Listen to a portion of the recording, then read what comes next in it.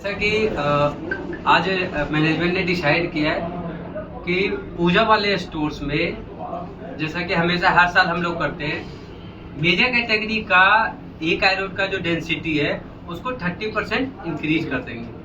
जैसे कि अगर मेन स्टीज की बात करें कि मेन स्टीज में एक आयरोड का डेंसिटी है 22 पीस का, तो उसको 30% इंक्रीज कर देंगे। यानी 22 का 30% हो गया 6.5 पीस, यानी मतलब 7 पीस का हो गया, तो अब 29 पीस हो जाएगा। तो कल जो पिकली जनरेट होगा ये 30% इंक्रीज करके होगा। तो एक्सपेक्टेशन है कि कल आपका जो स्टोर का पिक लिस्ट रहेगा वो जो नॉर्मल अभी पिक लिस्ट आ रहा है पर डे उससे ज्यादा आएगा।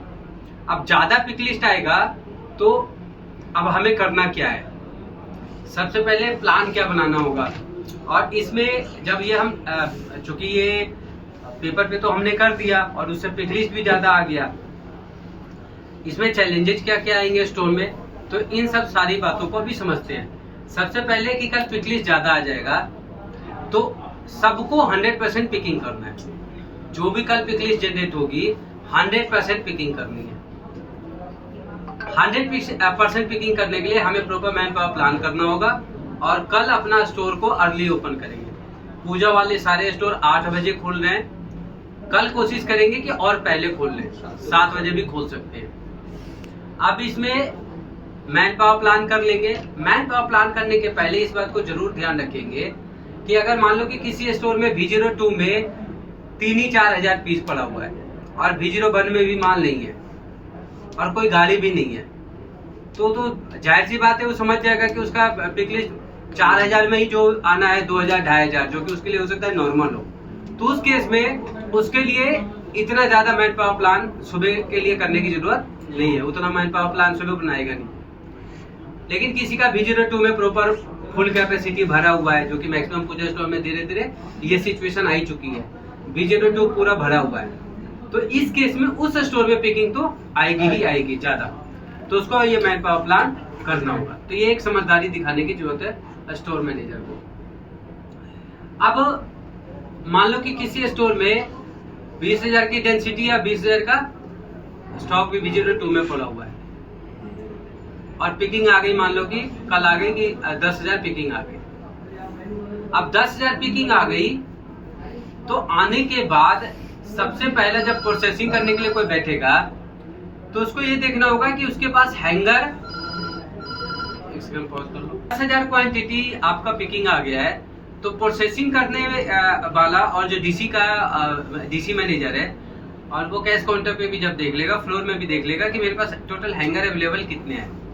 तो जितने हैंगर अवेलेबल है वो तो प्रोसेसिंग होकर डिस्प्ले के लिए चले जाएंगे। उसके बाद जो बचा हुआ स्टॉक है वो मेजर कैटेगरी बाय सेग्रीगेट होकर उसके गंडोला के या तो बेस में रख देंगे या टॉप पे रख देंगे। जितना हार्ड टैग है उसके पास अवेलेबल, हार्ड टैगिंग कर देगा।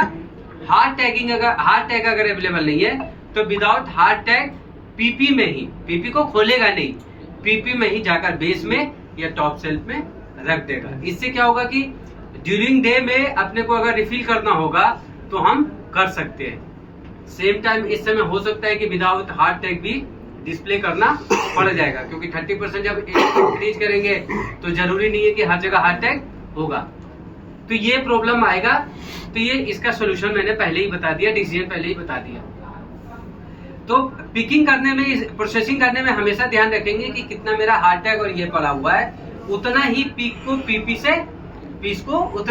पीपी से खोलना है।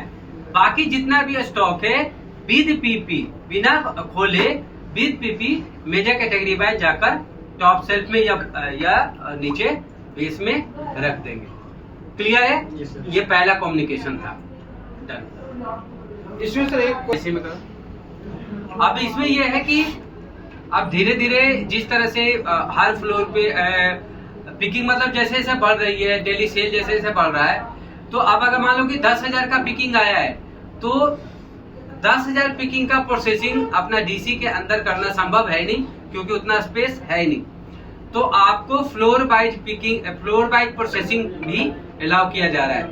फ्लोर वाइज प्रोसेसिंग में जैसे कि हर साल हम लोग करते हैं कि हर फ्लोर का जो सबसे डेड एरिया होता है, जिसको कि हम लोग लेआउट में भी अपडेट करते हैं, जो कि आज भी आप अपडेट कर दोगे, डेड एरिया में ये प्रोसेसिंग का एक गंडोला बना लेंगे और उस गंडोले के पास ही जो पिक किया गया है डीसी में पीपी के साथ आप अभी फिलहाल कैरेट में मूव करके हर फ्लोर पे भेज देंगे और वहां प्रोसेसिंग का काम होगा फ्लोर वाइज।